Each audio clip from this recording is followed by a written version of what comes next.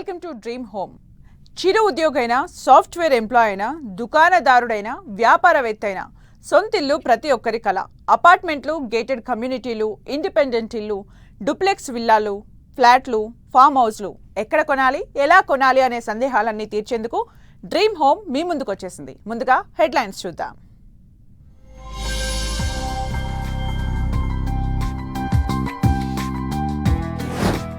East Hyderabad లో తగ్గేదేలే అంటోన్న నిర్మాణ రంగం. విజయవాడ హైవేకు ఇరువైపులా భారీగా కాలనీలు.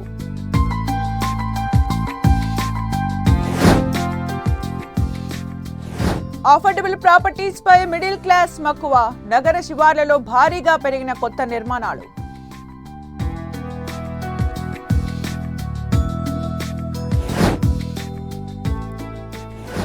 TG RERA new year new plan. Buyers హక్కులు కాపాడేలా యాప్ డెవలప్.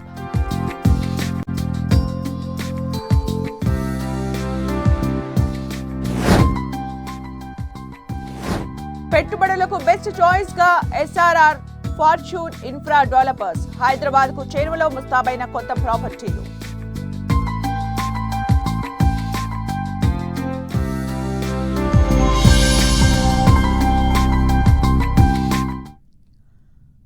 హైదరాబాద్ మహానగరం తగ్గేదేలే అంటూ నలువైపులా టాప్ స్పీడ్తో దూసుకుపోతోంది. ప్రధానంగా ఓఆర్ఆర్ పరిసరాల్లో నిర్మాణ యాక్టివిటీ భారీగా పెరిగింది. హైదరాబాద్ విజయవాడ హైవేపై భారీ ప్రాజెక్టులు వచ్చాయి. వందలాది కొత్త కాలనీలు డెవలప్ అయ్యాయి. పైగా మధ్యతరగతికి అందుబాటులో ధరలు ఉండటంతో హైదరాబాద్ ఈస్ట్లో నిర్మాణ యాక్టివిటీ భారీగా పెరిగింది.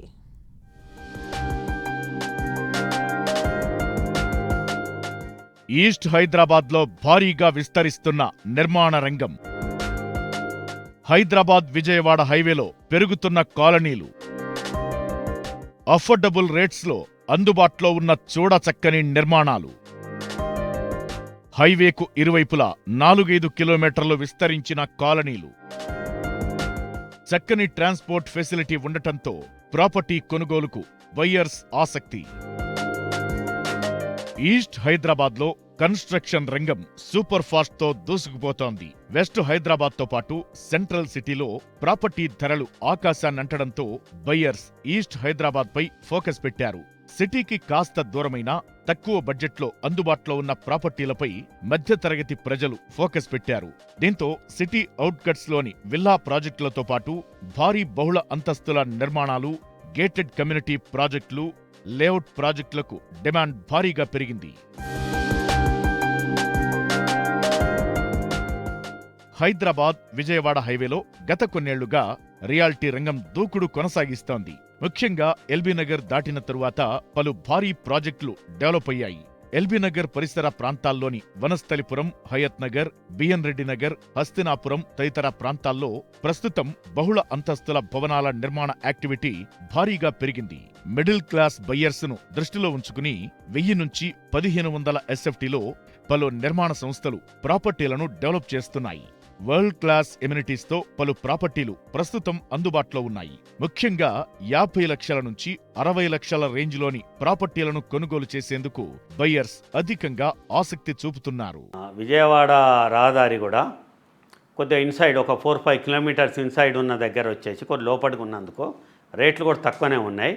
ఆ 5 కిలోమీటర్ డిస్టెన్స్లో పోయి కొనుక్కున్న తక్కువ రేటు కావాలనుకున్న వాళ్ళు కొనుక్కున్న వాళ్ళకు ఫ్యూచర్లో కూడా అక్కడ కూడా డెవలప్మెంట్ అవుతుంది. కాబట్టి వినియోగదారులు ఎవరైనా కొనుగోలు చేయరు. రియల్ ఎస్టేట్ రంగాల్లో కస్టమర్స్, కొనుగోలుదారులు రేపు కొందాం ఎల్లుండి కొందాం అని అనుకోవద్దు. ఇవాళ రేటు సరసమైన ధరలకు ఇప్పుడు ఉన్నాయి కాబట్టి ఇప్పుడు కొనుక్కోవడం చాలా ఉత్తమం. మళ్ళీ రేపు కొనుక్కుందాం అనుకున్నప్పుడు రేపు ఇవాటి రేటు ఉండదు కాబట్టి ఇవాళనే కొనుక్కోవడం చాలా కస్టమర్లకు ఉత్తమం. విజయవాడ హైవేకు ఇరువైపులా 4 నుంచి 5 కిలోమీటర్ల వరకు అనేక లేఅవుట్లు, విల్లాలు, అపార్ట్మెంట్లు, గేటెడ్ కమ్యూనిటీ ప్రాజెక్టులు ఎన్నో డెవలప్ అవుతున్నాయి. ఈ ప్రాంతం సిటీకి అత్యంత చేరువలో ఉండటంతో పాటు చక్కని వాతావరణాన్ని కలిగి ఉండటం, అలాగే మెరుగైన ట్రాన్స్పోర్ట్ ఫెసిలిటీ ఉండటంతో హైదరాబాద్ ఈస్ట్ లో ప్రాపర్టీలు కొనుగోలు చేసేందుకు ప్రజలు ముందుకొస్తున్నారు. ఇప్పుడు మీరు ఎల్బీ నగర్ తీసుకుంటే ఎల్బీ నగర్తో కంపేర్ చేయాలంటే గచ్చిబౌలి కంపేర్ చేయలేరు. ఎల్బీ నగర్తో కంపేర్ చేయాలంటే పటాన్చెరు కంపేర్ చేయాలి. పటాన్చెరులో ఉన్న రేటే ఎల్బీ నగర్లో కూడా ఉంది. అలాగే ఇప్పుడు ఈ ప్రభుత్వం తీసుకున్న ఈ మెట్రో కారిడార్ని కనెక్టివిటీ ఏదైతే చేయాలనుకుంటున్నారో నాగోలు, ఎల్బీ నగర్ ఈ మధ్యలో ఉండే కారిడార్ని కనెక్ట్ చేస్తూ ఫ్యూచర్లో expansion up to Hayath Nagar అంటున్నారు. ఇది కనుక చేస్తే ఇంకా అసలు మారిపోద్దండి. ఇక ఈస్ట్ హైదరాబాద్పై తెలంగాణ సర్కార్ ఫోకస్ పెట్టింది. ఈ ప్రాంతంలో ట్రాన్స్పోర్ట్ ఫెసిలిటీని మరింత మెరుగుపరిచేందుకు మెట్రో ప్రాజెక్టును దాదాపు 7 కిలోమీటర్లు పొడిగించేందుకు రాష్ట్ర సర్కార్ నిర్ణయించింది. నాగోల్ నుంచి ఎల్బీనగర్, చాంద్రాయనగుట్ట మీదుగా ఎయిర్పోర్టుకు కనెక్టివిటీ ఇచ్చేలా ప్రణాళికలు రూపొందించారు. ఈ ప్రాంతం నుంచి నగరంలోని అనేక ప్రాంతాలకు బస్సు సౌకర్యం ఉండటం కూడా ఇక్కడ రియాల్టీ రంగానికి కలిసి వస్తోంది. Inner ring road, outer ring road మధ్యలో ఉండే ఈ ప్రాంతం అభివృద్ధికి ఎక్కువగా స్కోప్ ఉంటుందని ఇండస్ట్రీ ఎక్స్పర్ట్స్ చెబుతున్నారు.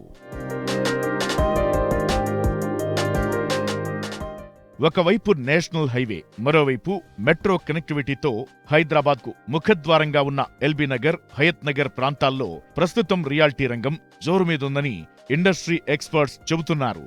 ఈ ప్రాంతంలో ఇన్వెస్ట్ చేస్తే తక్కువ సమయంలో ఎక్కువ రిటర్న్స్ వస్తాయని వారు అభిప్రాయపడుతున్నారు.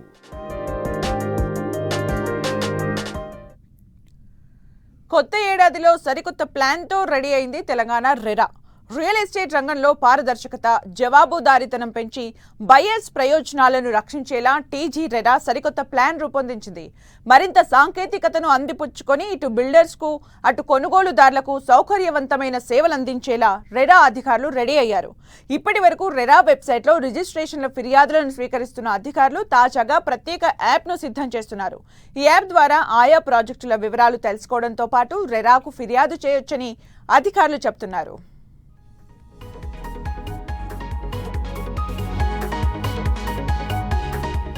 TG RERA new year new plan.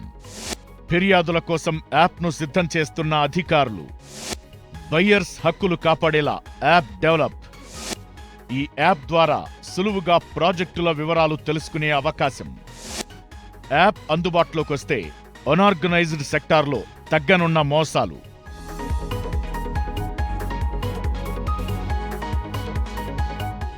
దేశవ్యాప్తంగా రియల్ ఎస్టేట్ సంస్థల మోసాలను అరికట్టడమే లక్ష్యంగా రెగ్యులేటరీ అథారిటీని కేంద్ర ప్రభుత్వం ఏర్పాటు చేసింది. అందులో భాగంగా తెలంగాణలోనూ రియల్ ఎస్టేట్కు సంబంధించి ప్రత్యేక నియంత్రణ వ్యవస్థ ఏర్పాటయింది. Telangana real estate regulatory authority TG RERA పేరుతో ఉండే ప్రత్యేక కమిటీ బయ్యర్స్ నుంచి వచ్చే ఫిర్యాదులను పరిష్కరిస్తూ వారికి బాసటగా నిలుస్తోంది.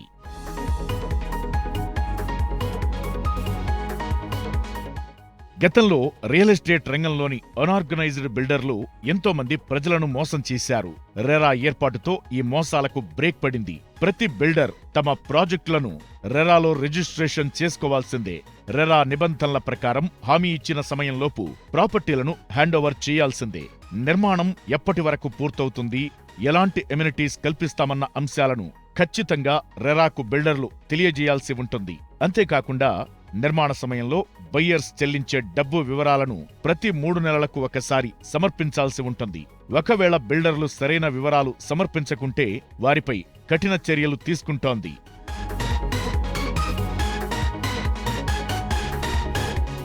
ఇక రెరా చట్టం ప్రకారం అందులో రిజిస్టర్ అయిన ఏజెంట్లకు మాత్రమే ప్రాపర్టీలను విక్రయించేందుకు అర్హులు. ఇప్పటి వరకు తెలంగాణ రెరాలో దాదాపు 4,000 మంది రియల్ ఎస్టేట్ ఏజెంట్లు రిజిస్టర్ అయ్యారు. వీరి వద్ద కొనుగోలు చేసిన బయ్యర్స్ మోసపోతే ఏజెంట్లపై కూడా రెరా చర్యలు తీసుకోనుంది. ఇప్పటి వరకు దాదాపు 1,200 ఫిర్యాదులను పరిష్కరించిన టీజీ రెరా వారికి నష్టపరిహారం కూడా అందించేలా కృషి చేసింది.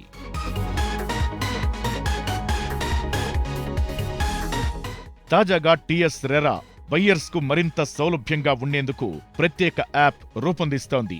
ఈ యాప్ ద్వారా ఎప్పటికప్పుడు ప్రాజెక్టు అప్డేట్స్ ను బయ్యర్స్ చెక్ చేసుకోవచ్చు. అవసరమైతే యాప్లో అక్కడికక్కడే ఫిర్యాదు చేసుకునే అవకాశం కల్పిస్తున్నారు అధికారులు. ఇది సక్సెస్ అయితే రాబోయే రోజుల్లో మోసాలన్నింటికీ చెక్ పడే అవకాశముందని ఇండస్ట్రీ వర్గాలు చెబుతున్నాయి. ఇప్పుడు రేరా అన్నది వచ్చేసి ఇప్పుడు రియల్ ఎస్టేట్ రంగాల అవకతవకలు జరగకుండా మానిటరింగ్ చేస్తుంటుంది. అది మీకు ఏ ఆడిటింగ్ కానీ మీకు ఏదన్నా మన నష్టం జరిగినా కానీ ఏమైనా డెవలప్మెంట్ చేయకున్నా కానీ రేరాను కస్టమర్ పోయి అప్రోచ్ కావచ్చు. దానివల్ల రేరా వల్ల ఇంకా ముందు ఇంకా మంచి ఒక ప్రణాళికాబద్ధంగా ముందుకెళ్తున్నాయి. ప్రాజెక్టులు కూడా ఇంకా ముందు చాలా ప్రాజెక్టులు వస్తున్నాయి. రియల్ ఎస్టేట్ రంగానికి ఎటువంటి డోకా ఉండదు. ముందు బాగా అభివృద్ధి చేస్తుంది. ఇక తెలంగాణ రెరాలో ఇప్పటి వరకు 9,000కు పైగా ప్రాజెక్టులు రిజిస్టర్ అయ్యాయి. వీటిలో హైదరాబాద్తో పాటు పరిసర జిల్లాల్లోని ప్రాజెక్టులే సగానికి పైగా ఉన్నాయి. 500 చదరపు మీటర్ల కంటే ఎక్కువ, 8 యూనిట్ల కంటే ఎక్కువ ఫ్లాట్లు నిర్మిస్తున్న సంస్థలన్నీ రెరాలో రిజిస్ట్రేషన్ చేయాల్సిందేనని, లేకుంటే తమకు ఫిర్యాదు చేయాలని అధికారులు చెబుతున్నారు. ఆయా ప్రాజెక్టులకు రెరా నెంబర్ అలాట్ అయితే దానిని తప్పనిసరిగా బ్రోచర్పై ముద్రించాల్సిందేనని అధికారులు చెబుతున్నారు. ఒకవేళ నిబంధనలు ఉల్లంఘిస్తే వారికి భారీ జరిమానాతో పాటు మోసం తీవ్రతను బట్టి జైలు శిక్ష కూడా విధించే అవకాశముందని ఇండస్ట్రీ ఎక్స్పర్ట్స్ చెబుతున్నారు.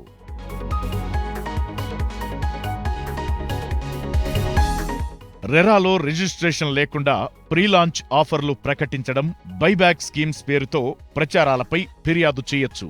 అలాగే హామీ ఇచ్చిన సమయంలోగా ప్రాజెక్టులు హ్యాండోవర్ కాకపోతే బిల్డర్ల నుంచి నష్టపరిహారం పొందొచ్చు. అయితే ఫిర్యాదులు చేయడంలో జాప్యం తదితర కారణాలతో ప్రజలకు మరింత చేరువయ్యేలా ప్రత్యేకంగా టీజీ రెరా యాప్ను సిద్ధం చేసే పనిలో పడింది. ఈ యాప్తో అనార్గనైజ్డ్ సెక్టార్లో ఉన్న మోసాలు మరింత తగ్గే అవకాశముందని రియల్ ఎస్టేట్ ఎక్స్పర్ట్స్ చెబుతున్నారు.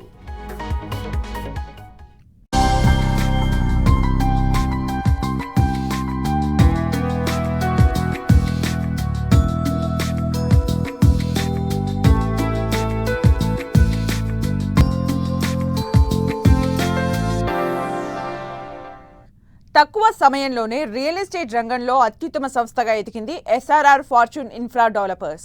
ఈ సంస్థను బెస్ట్ ఆర్గనైజేషన్ గా తీర్చిదిద్దిన SRR fortune infra developers managing director P Srinivas రెడ్డితో మా ప్రతినిధి ధనలక్ష్మి స్పెషల్ ఇంటర్వ్యూను ఇప్పుడు చూద్దాం.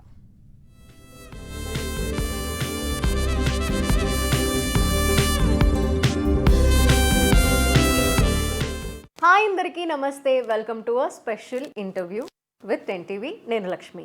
ఎస్ఆర్ఆర్ ఫార్చ్యూన్ ఇన్ఫ్రా వ్యవస్థాపకులు ఎండి శ్రీ పరుపాటి శ్రీనివాస్ రెడ్డి గారు మనతో పాటు ఉన్నారు. 18 సంవత్సరాల సుదీర్ఘ ప్రయాణాన్ని ముగించుకొని 19వ ఏట కూడా అడుగుపెట్టేశారు. సో వెంచర్స్కి సంబంధించి, అంతేకాకుండా ఆయన లైఫ్ జర్నీ గురించి, ఒడిదుడుకుల గురించి, కష్టసుఖాల గురించి అన్నీ మాట్లాడేద్దాం ఆయనతో. నమస్తే అండి శ్రీనివాస్ రెడ్డి గారు. మీ ఈ 18 ఇయర్స్ కంప్లీట్ చేసుకొని 19వ సంవత్సరాన్ని కూడా దిగ్విజయంగా ముందుకు తీసుకువెళ్తున్నారు వెంచర్స్తో. అయితే మీ చిన్నతనం అంతా ఎలా గడిచింది, ఈ వివరాల గురించి మాట్లాడుకుందాం. ఏం చేశారు చిన్నప్పుడు? చిన్నప్పటి నుంచి క్రికెట్ కానీ, అలాగే మన జిల్లవన అని చెప్పేసి ఉండేది. అన్నీ ఆడుకుంటూ పాడుకుంటూ మంచిగా జాలీగా పెరిగినాం. తర్వాత నేను ఇంటర్ అయిపోయి డిగ్రీ ఫస్ట్ ఇయర్ నాకు పోస్ట్ ఆఫీస్లో జాబ్ వచ్చింది. వచ్చేసినప్పుడు దాంట్లో పోస్ట్ ఆఫీస్లో చేసినా కానీ నాకు ఎప్పుడు అనిపించేది, ఇట్లా నేను కాదు, నేను ఒక 10 మందికి ఎంప్లాయ్మెంట్ కల్పించాలి, కొంతమందికి హెల్ప్ చేయాలంటే నేను ఈ జాబులు ఉంటే నేను చేయలేను అని చెప్పేసి ఏదైనా బిజినెస్ స్టార్ట్ చేద్దామని ఆలోచన వచ్చింది. ఎందుకైనా ముందు మనకు కొంత ఎక్స్పీరియన్స్ కావాలని చెప్పేసి జన చైతన్య హౌసింగ్ ప్రైవేట్ లిమిటెడ్లో జాయిన్ మార్కెటింగ్ పర్సన్గా జాయిన్ కావడం జరిగింది. చేసి అందులో కొంత ఒక 1 ఇయర్ చేసిన తర్వాత సరే మనమే ఒక సంస్థను పెట్టాలి అన్న ఉద్దేశంతో ఒక చిన్నగా ఫస్ట్ 2 ఏకర్స్తో జర్నీ స్టార్ట్ చేయడం జరిగింది. SRR fortune infra private limited అని చెప్పేసి ఒక సంస్థను స్థాపించి నేను మా పార్ట్నర్ కటార్ రమేష్ చిన్నగా ఫస్ట్ జర్నీ స్టార్ట్ చేయడం జరిగింది. చేసేసి అక్కడి నుంచి చిన్న ఇంత ఒటిడింతే అన్నట్టు ఒక 2 ఏకర్స్ నుంచి 1300 ఏకర్స్ వరకు రియల్ ఎస్టేటు సంస్థను ఒక నమ్మకమైన సంస్థగా తీర్చిదిద్దడం జరిగింది. అట్లా జర్నీ స్టార్ట్ చేసుకుంటా ఈ ప్రయాణం సాగించడం జరిగింది. ఓకే, మీ అమ్మా నాన్నగారు ఏం చేసేవాళ్ళు? అంటే మా మదర్ హౌస్ వైఫ్, ఫాదర్ వచ్చేసి మాకు బిజినెస్ ఉండేది, హోటల్ బిజినెస్ కానీ వచ్చేసి మనకు అగ్రికల్చర్ ల్యాండ్స్ ఉండేది. మాది ఒక 25 ఏకర్స్ ఉండేది. ఒక ప్రాజెక్టు కిందనే ఉంటుంది మాది. మా విలేజ్ మైలారం వచ్చేసి వరంగల్ జిల్లా రాయపర్తి మండలం మైలారం గ్రామం. అయితే బిజినెస్ కూడా అలవాటు ఉంది కొంచెం మీ నాన్నగారి ద్వారా? మా ఫాదరు బిజినెస్లో చూస్తూ ఉండేవాళ్ళేమో. చూసేది, నేను చిన్నప్పుడు చూసుకుంటుండేవాడిని. ఇక తర్వాత వచ్చేసి నాకు అనిపించింది ఏంటంటే మనమే సంస్థను పెట్టి ఈ సంస్థ ద్వారా మనకు చాలా మందికి హెల్ప్ చేయాలి, పూర్ పీపుల్స్కు. నాకు చిన్నప్పటి నుంచి కూడా నలుగురికి హెల్ప్ చేయాలంటే నాకు చాలా ఇష్టం. అట్లా వచ్చేసి నేను నా గోల్ రీచ్ కావాలనుకుంటే నేను సొంతంగా నా సంస్థను పెట్టి దాని ద్వారా నేను సేవా కార్యక్రమాలు చేయాలని చెప్పేసి నేనే ఏదైతే అనుకున్నానో అలాగనే ఎస్ఆర్ఆర్ ఫౌండేషన్ అని దాని మీద 19 ఇయర్స్ నుంచి సేవా కార్యక్రమాలు చేసుకుంటా మనం ప్రయాణం సాగిస్తూనే ఉన్నాం. కంపెనీ కూడా నమ్మకంగా ఇక్కడ వీళ్ళ దగ్గర ఎస్ఆర్ఆర్ ఫార్చ్యూన్ ఇన్ఫ్రా ప్రైవేట్ లిమిటెడ్లో తీసుకుంటే మనకు భరోసా, నమ్మకం, అలా పెట్టుబడి పెడితే కంపల్సరీ రిటర్న్ వస్తాయి అన్న ఒక నమ్మకం కస్టమర్స్ కలిగేటట్టు మేము చేయడం జరిగింది. చెప్పిన టైంకి అప్రూవల్స్తో డెవలప్మెంట్స్ అన్నిటితోని వాళ్ళ ప్లాట్స్ కూడా వాళ్ళకి కన్వర్ట్ చేయడం జరిగింది. ఆ కస్టమర్ దేవుళ్ళ వల్లనే ఇంత ఒటిడింత అన్నట్టు కంపెనీ ఇంత ఒటిడింత అన్నట్టు ఈ స్థాయికి వచ్చింది. 19 ఇయర్ జర్నీలో ఒక బిగ్గెస్ట్ రియల్ ఎస్టేట్ కంపెనీగా వచ్చింది. 19 సంవత్సరాల్లో అంటే మొత్తం కూడా ఒకటే లెవెల్లో ఉండదు. కొన్నిసార్లు ఏదో ఒక కష్టాన్ని ఎదుర్కొని కొన్నిసార్లు సవాళ్ళని ఫేస్ చేయాల్సిన అవసరం ఉంటుంది. అలా టఫ్ సిచ్యువేషన్స్ ఏమన్నా ఉన్నాయా సార్ 19 ఇయర్స్లో మీకు? వచ్చినాయి, తప్పకుండా వచ్చినాయి. కోవిడ్ టైంలో కూడా వచ్చింది. కోవిడ్ అందరికీ పెద్ద దెబ్బ వచ్చింది, బాగా దెబ్బ పడ్డది. ఆ టైంలో కూడా మా ఎంప్లాయీస్కి అందరికీ సాలరీస్ ఇవ్వడం కానీ వాళ్ళకి ఎంత నష్టం జరిగినా కానీ అది కాకుండా వచ్చేసి మనం ప్రజలందరూ కష్టాలలో ఉన్నారు. మన SRR fortune infra private limited real estate ద్వారా ఎస్ఆర్ఆర్ ఫౌండేషన్ కార్యక్రమాలు విస్తృతం చేయాలని చెప్పేసి ఆ టైంలో మీ కమిషనర్ గారు పర్మిషన్ తీసుకొని దగ్గర ఒక 4,000 కుటుంబాలకు నిత్యావసర సరుకులు అందజేయడం జరిగింది. 45 డేస్ ఫుడ్ ప్యాకెట్స్ మా ఎంప్లాయీని అందరిని పెట్టి కుక్ చేపించేసేసి ఓ రోజు వెజిటేబుల్ బిర్యానీ, ఓ రోజు పులిహార అట్లా వచ్చేసి ప్రతిరోజు 2,000 మందికి ఈ మన బస్ స్టాప్లల్లో ఈ పూర్ గుడిచెలలో ఉండే వాటికి అందరికీ మేము ఫుడ్ సప్లై చేయడం జరిగింది. దాని తర్వాత లాస్ట్ 45 డేస్ తర్వాత 46 డే రోజు వచ్చేసి నాకు కూడా కోవిడ్ వచ్చి నేను కూడా సన్షైన్ హాస్పిటల్ అడ్మిట్ కావడం. అయ్యో. అయితే కోవిడ్ తగ్గిన తర్వాత మళ్ళీ రియల్ ఎస్టేట్ పుంజుకోవడం అనేది కష్టమేమో అన్న ఒక భయం అందరిలో స్టార్ట్ అయింది. ఏదైనా ఇన్వెస్ట్ చేయాలన్నా కూడా మళ్ళీ ఇంకేమన్నా వస్తుందేమో, కొత్తగా అనారోగ్య సమస్యలు బారిన పడతామేమో, ఎక్కడ ఇన్వెస్ట్ చేయాలన్నా ఇప్పుడు ఆలోచించి అలా చేసాము. మీకు అప్పుడు ఏంటి, మీ సిట్యువేషన్ ఏంటి యాజ్ అ రియల్ ఎస్టేట్? అంటే అప్పుడు మన తర్వాత కూడా మనకు ఒక 6-7 మంత్స్ వరకు కూడా బాగా టైట్ పొజిషన్ ఉంది. అయినా కానీ మేము ఏంటంటే సరే మేము ఎంతో నష్టాలు ఓడ్చుకొని కంపెనీ ముందుకు తీసుకుపోవడం జరిగింది. తర్వాత మా గాడ్ ఫాదర్ లాంటి కేసీఆర్ గారు కానీ ఆ గవర్నమెంట్తోని రియల్ ఎస్టేటు అందరికీ ఒక వరద అన్నట్టు ఆయన కాలంలో 3 పూలు 6 కాయలుగా మేము ఊహించిన దానికంటే ఫాస్ట్గా గ్రోత్ వచ్చేసి మంచి డెవలప్మెంట్స్ వచ్చేసినాయి, మంచి అప్రిషియేషన్స్ వచ్చినాయి. ప్రతి రియల్ ఎస్టేట్ సంస్థ కూడా గర్వంగా జరిగిన నష్టానికంటే డబల్ వాళ్ళు వచ్చేసి సంపాదించుకొని అంత ఫ్యామిలీతోని అందరు సంతోషంగా ఉన్నారు.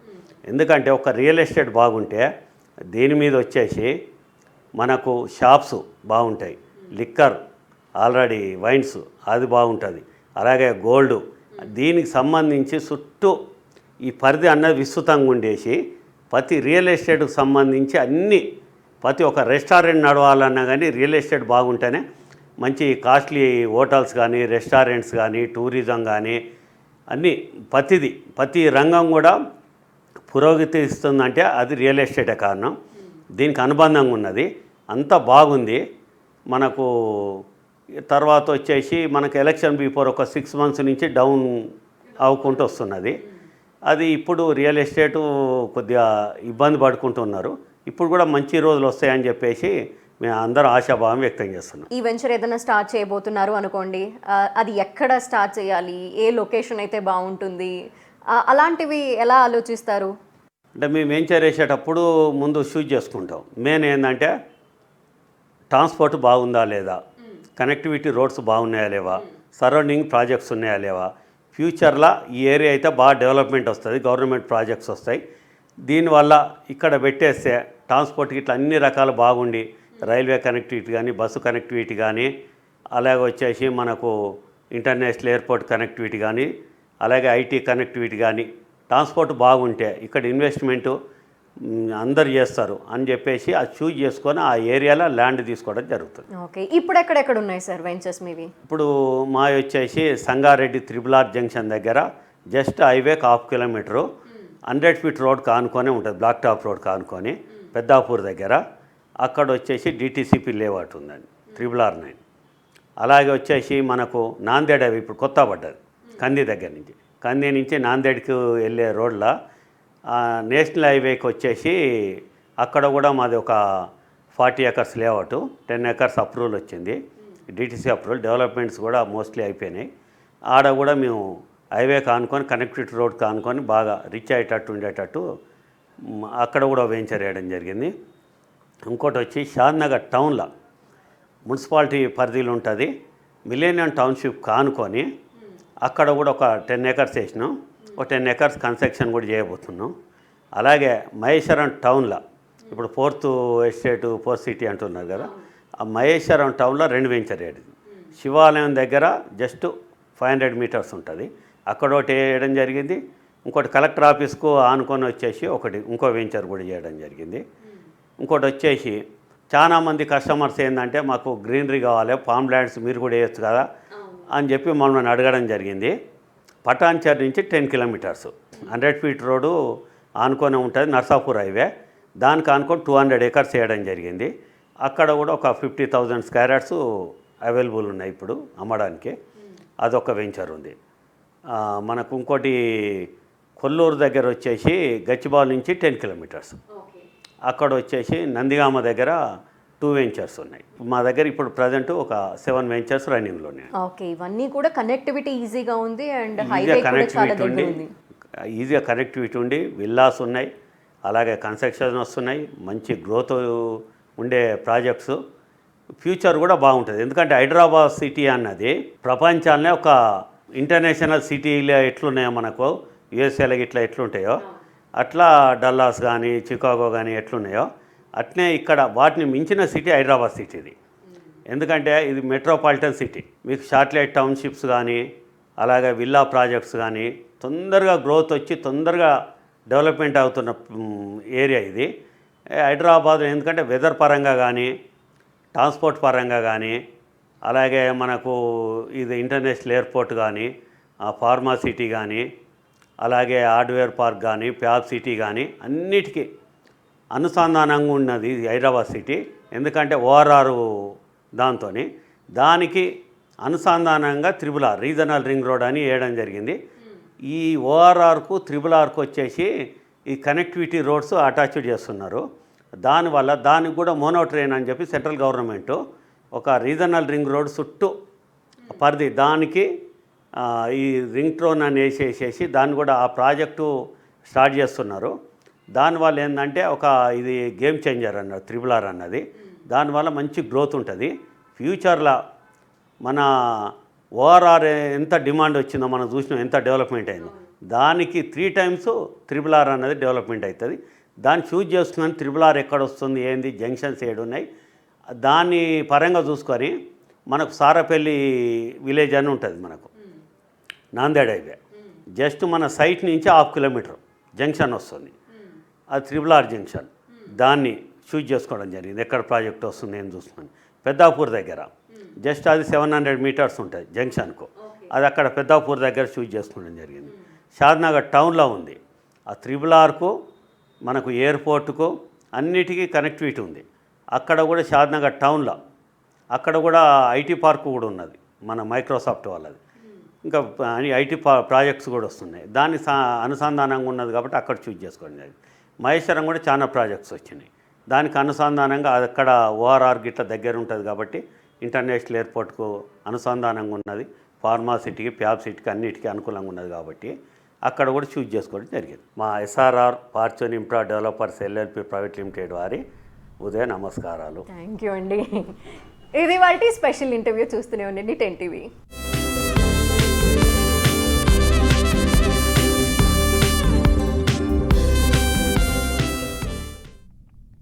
ఇది వారం డ్రీమ్ హోమ్. మరిన్ని ఇంట్రెస్టింగ్ స్టోరీస్ తో వచ్చే వారం మళ్ళీ కలుద్దాం. Keep watching 10 TV, the unbiased news channel.